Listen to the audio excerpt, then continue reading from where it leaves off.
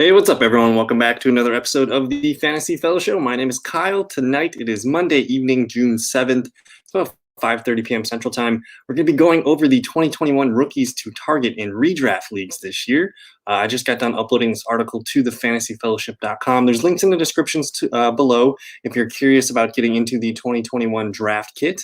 I do have a lot of cool things on here, too. It's $15, just a one-time payment. But from here, you're going to get access to my projections, which we'll take a look at in this video too for a little sneak peek. You're going to get the 2021 rankings. You can view my best ball ownership, and then here's the article that we're going to be going over today. And then I got a bunch of other really cool stats that we're going to be covering probably the rest of the week with this opportunity report. This is really important, but we'll get to that later. This one's all about the 2021 rookies to target in redraft league. So we're going to go over the quarterbacks, the running backs, wide receivers, and the tight ends. So if you decide to get the 2021 draft kit, you're going to get access to this page.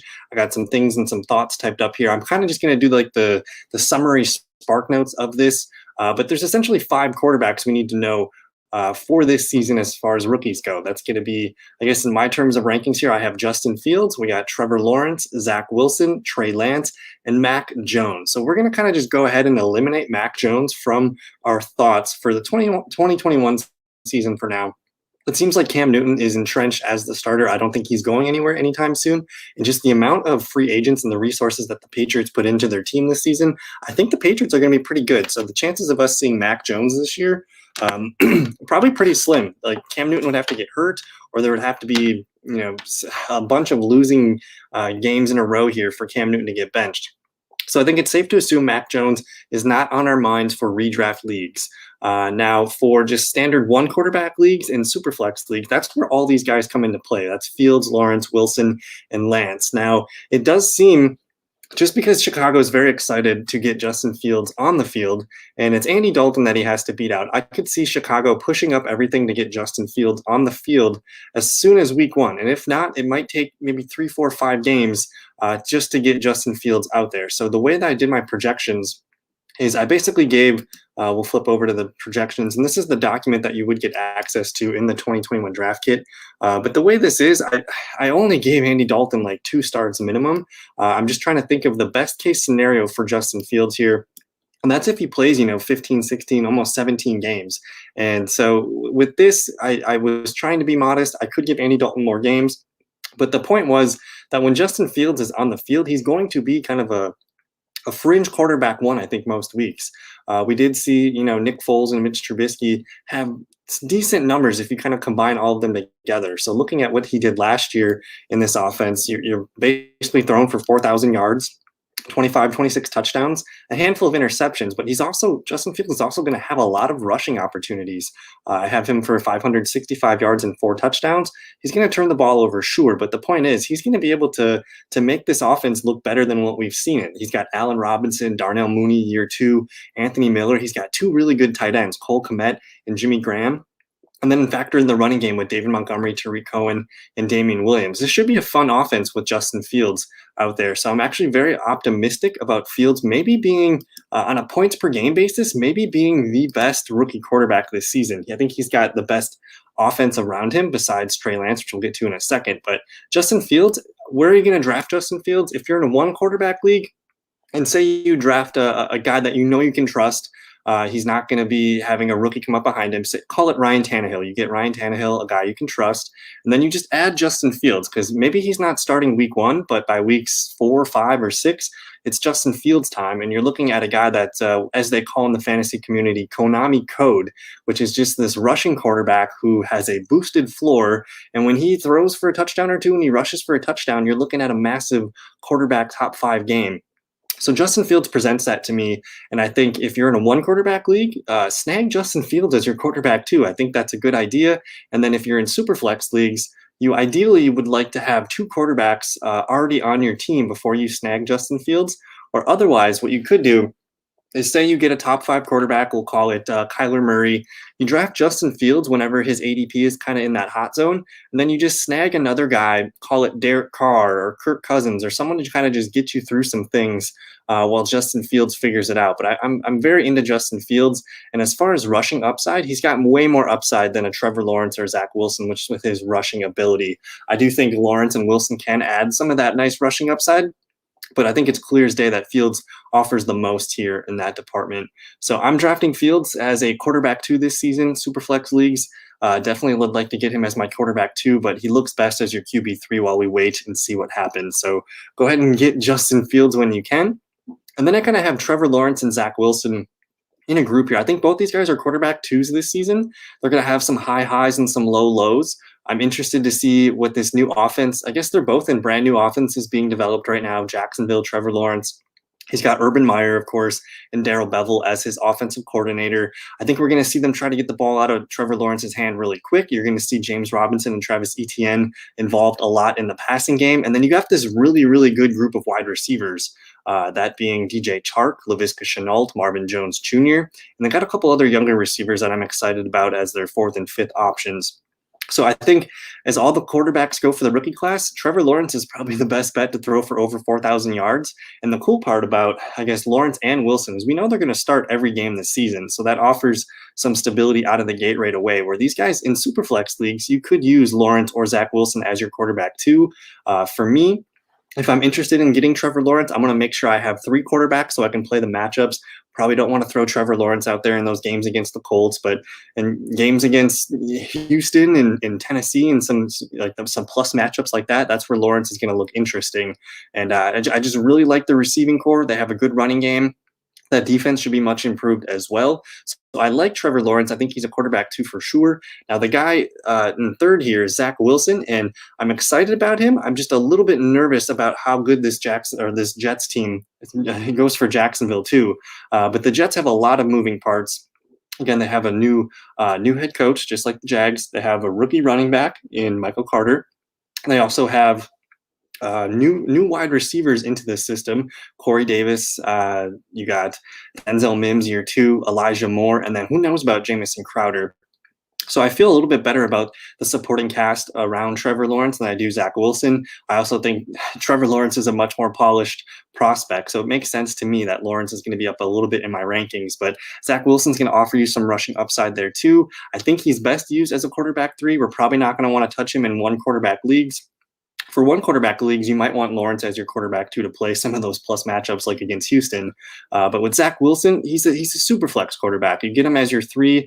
Even if you wanted to wait on quarterback and get someone as your quarterback two, that could be Wilson. But I'm interested in both guys. I just don't think they have quite the upside that I'm looking for year one right now. And then there's the biggest question mark here. We already covered Mac Jones, but what do we do with Trey Lance? Now, I really like Trey Lance. He probably just has the murkiest situation of all of the quarterbacks. He's got Jimmy Garoppolo ahead of him. Who knows what they're going to do with that? But they also could, want to see what Jimmy can do and give Trey Lance as much time to develop as possible. Now, Jimmy Garoppolo has been injured the last few seasons, so it could open the door for Trey if something does happen to him in the early months. Like as soon as Trey Lance hits the field, he's probably not going to be able to go back in the box. So with Trey Lance, it's a really sweet mystery where once he does hit the field, I'm actually very excited to own him. So for one quarterback leagues, I don't think I can take a gamble on him as my quarterback two. But for super flex leagues, kind of like the other guys that we just talked about, I'm interested in Trey Lance as my quarterback three in super flex leagues. And the part that I really like about Trey Lance is the back half of the schedule for San Francisco. The final 7 games for the fantasy schedule is going to be at Jacksonville, Seattle, Minnesota, Cincinnati, Atlanta, Tennessee, and Houston for the championship weekend. So there's a lot to like in that final 7 games. And basically, if I'm in my dynasty rankings, I still have Trevor Lawrence as like the best long-term prospect, sure. But it's Trey Lance. That's the guy that I'm most excited to see. He's got probably the best supporting cast of all these rookie quarterbacks. You're talking Deebo Samuel, Brandon Ayuk, George Kittle, a handful of really good running backs too to help support him, and a pretty good defense. And it's just a stable situation. So I think as far as upside, Justin Fields and Trey Lance present the most long term. But I hope that clarifies some things. I think it's Justin Fields. I think that's the one guy that you probably should try to walk away with. The excitement in Chicago, they're going to try to get him on the field as soon as possible. So I would go for Justin Fields. Even in a one quarterback league, I think Justin Fields can be your number two until he's ready or he proves to us that he can be the guy. Trevor Lawrence and Wilson, they're going to have some nice moments, but best for quarterback two and Superflex. And then Trey Lance, if you have the room to get him as your quarterback three and Superflex, that's what feels good to me. And then we're just going to wait on Mac Jones unless there's an injury, but we'll leave him on the waiver wire. So we'll move on to the running backs here. And the only guy I can sign off on is Najee Harris. I have him as my running back 12. I have him running for 1,135 yards, 10 touchdowns. He's going to lead that team in running back wide receiver stats. So 44 catches, 55 targets, and 300 yards.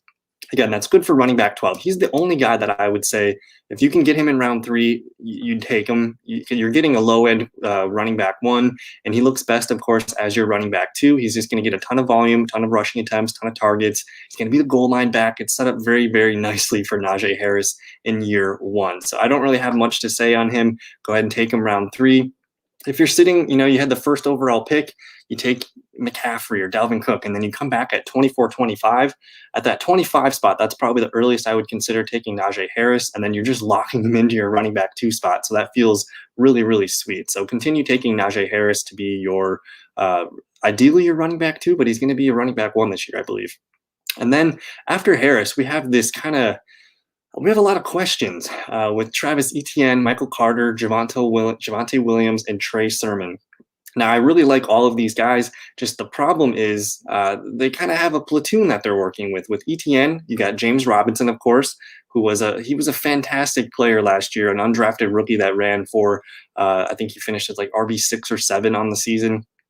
So Etienne, they clearly want to get him involved in the passing game work. So I think he's going to be probably the leading rookie running back in receptions. I have him at 47 catches, 60 targets, about 350 yards.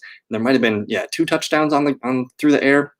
So I like what he offers in PPR, but the carries, that's the part that I'm questioning, because James Robinson's going to be probably the lead ball carrier for this team. They're going to work Etienne. I think he's going to be the third down back.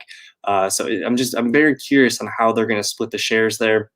I do have Etienne running for about 465 yards and 4 rushing touchdowns, but you want him in PPR leagues, and I think he can be your running back 3. I have him here at number 31 overall in my PPR rankings. And again, if anything does happen to James Robinson, or if Travis Etienne just kind of comes in there and he just takes a hold of this starting spot, I could see that. But for now, where Etienne's being drafted, it's like end of 4th round, and I just don't know if I can pay that price for a potential, RB3 or RB2.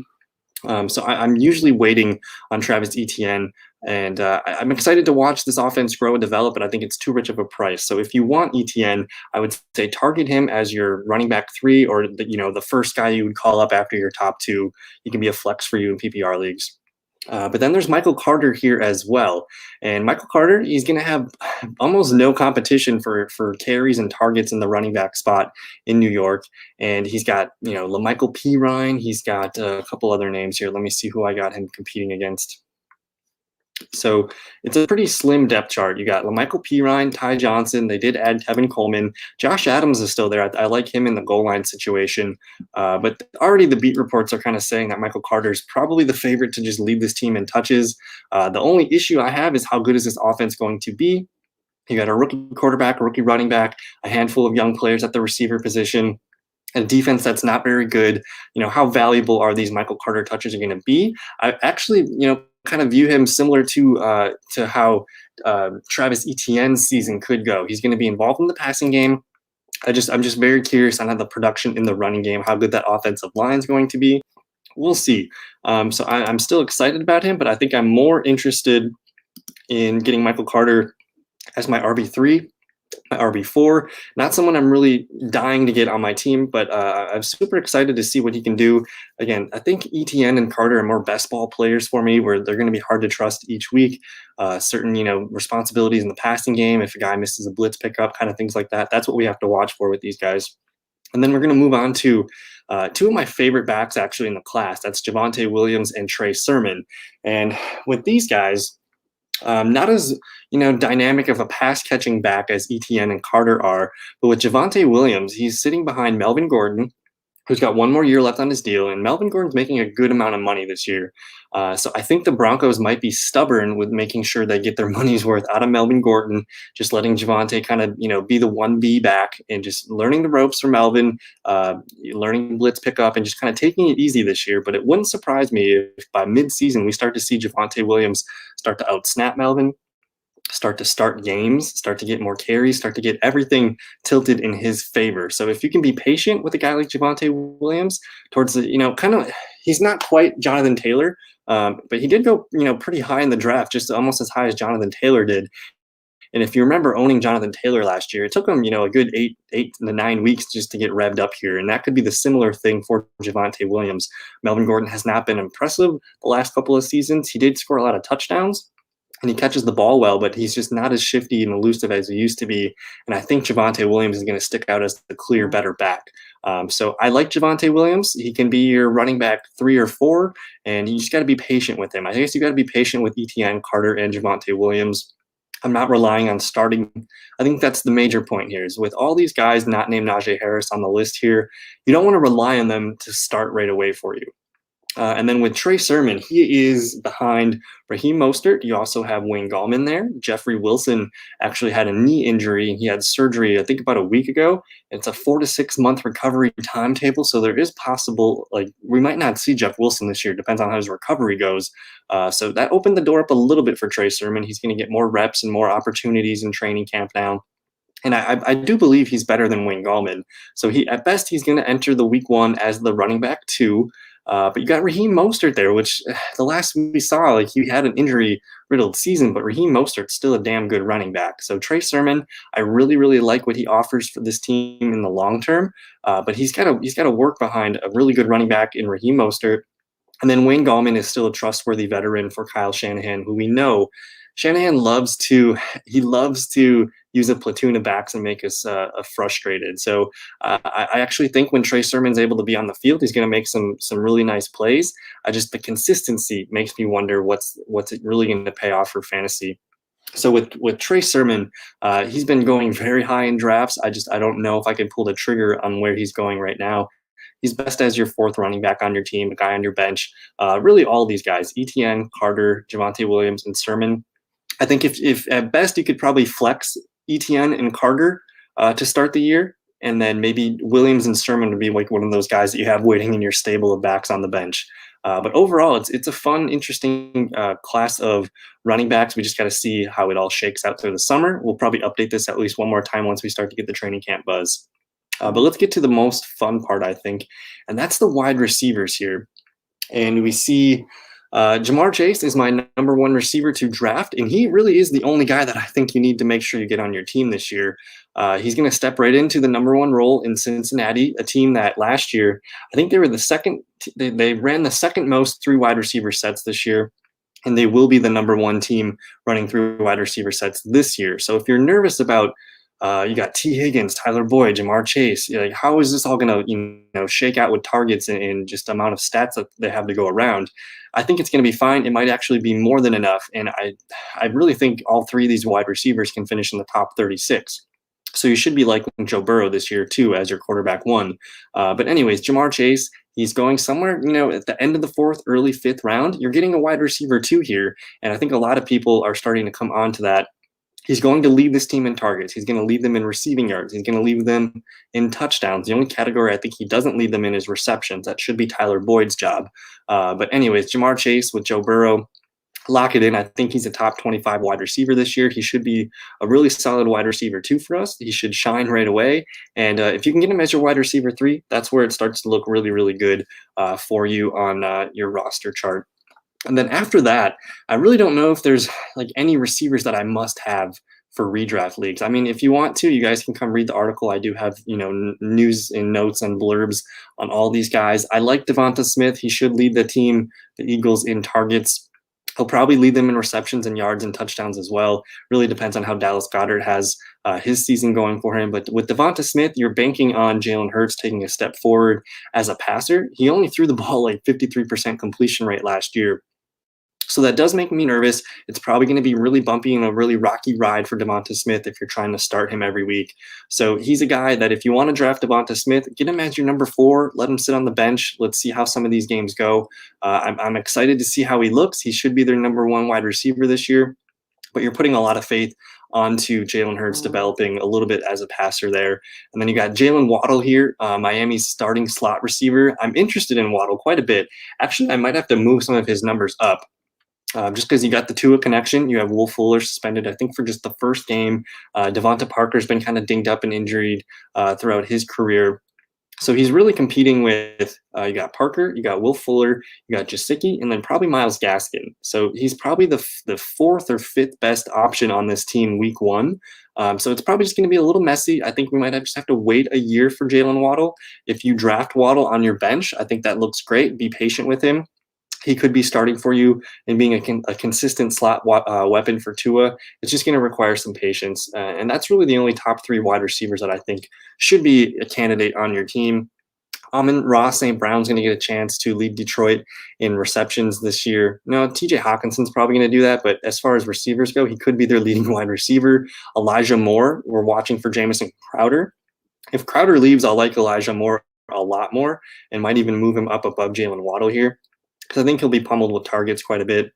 You got Josh Palmer, who I like with Justin Herbert. Excited to see that connection this summer. And then Rondale Moore, who is a guy that if you're patient enough, he might slowly start to seep into that offense, and he could become the number 2 target in that offense. Christian Kirk didn't excite us very much last year down the stretch. AJ Green's a little bit older. Who knows? Injuries can happen. Rondale Moore he's an interesting guy as one of your last picks in redraft leagues. And then Rashad Bateman, he could be the number 2, number 3 target in that Ravens offense. It's just going to be inconsistent. So I do like all of these guys here on the list for the more long term. But as far as really just for redraft, it's all Jamar Chase. Consider Devonta Smith and Jalen Waddle towards the middle or end of your drafts. And then at tight end here, it's going to be all about Kyle Pitts. I did have Kyle Pitts come out as my tight end number 5 with Julio Jones out of the picture now. He's going to be the 2nd or the 3rd best target. I think the way I did it is, of course, Ridley's going to lead that team in targets. But the next is kind of like it's going to be a competition between Pitts and Russell Gage, I think, for the 2nd most targets on that team. I do have Pitts going for 71 catches, 850 yards, and 6 touchdowns. So it should be a really fun opportunity for Pitts. You can take him anywhere.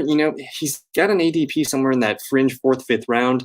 He's going above TJ Hawkinson, which to me, I think I would wait for TJ Hawkinson in that 5th or sometimes 6th round. But I get it. If you want Pitts, if you believe in him, he's the highest tight end that's ever been taken in the draft. He's going to get everything that he can handle right away. So I do get the Kyle Pitts love affair here, but I've tended to go towards TJ Hawkinson just a round later. But don't let me dissuade you from taking Kyle Pitts in that spot there. So I think that's going to do it for this video. I hope you guys enjoyed it. If you're new to the channel, go ahead and subscribe. Leave me a like. Let me know what you guys think on the rookies this season. Who are you guys targeting in redraft leagues? And if you have any questions, you can let me know in the comments below. But that's going to do it. Thank you guys for your time. We'll see you in another video. Cool. Peace.